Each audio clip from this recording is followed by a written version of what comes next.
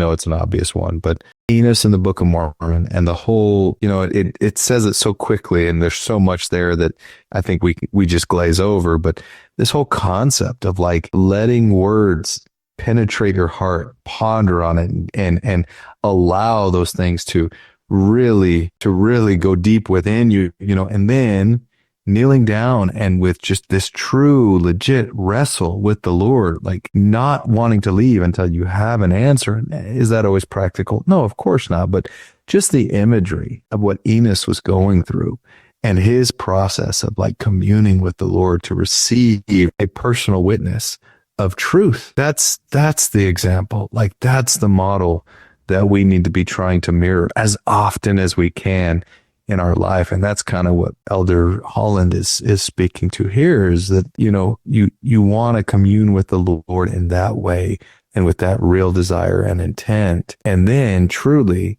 not only are your prayers going to be answered, this is the other thing about prayer. Yes, your prayers will be answered, but even more important than our prayers being answered, as we go through the exercise and the process of prayer, I think it actually teaches us more about us. It actually opens our hearts and our minds to things about us that have nothing to do with what we actually pray for or what we're actually seeking, the blessings we actually feel like we need.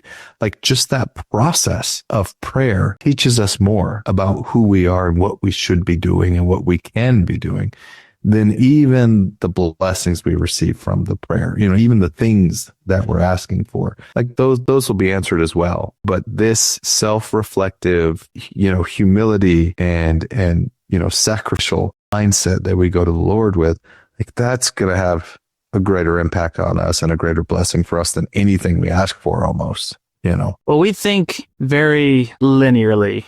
We cause and effect, and we're very much in the now, right? The natural man, celestial sphere.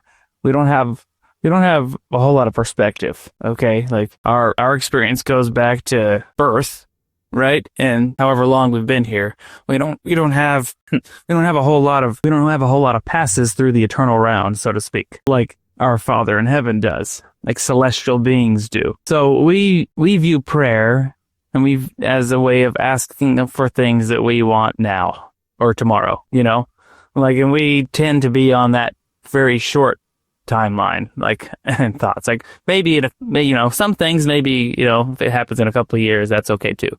Right. Like that's about the extent of like the natural man and how we like think about what we want. But the Lord lives in eternity. Now, eternity, right, could be a very overwhelming concept, but the point I'm trying to make is that the plan of salvation is a system, right?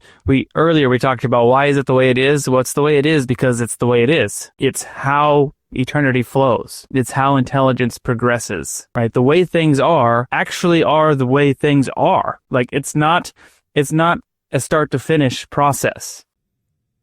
Hit that like button, leave us a comment, subscribe to the channel. We really appreciate it.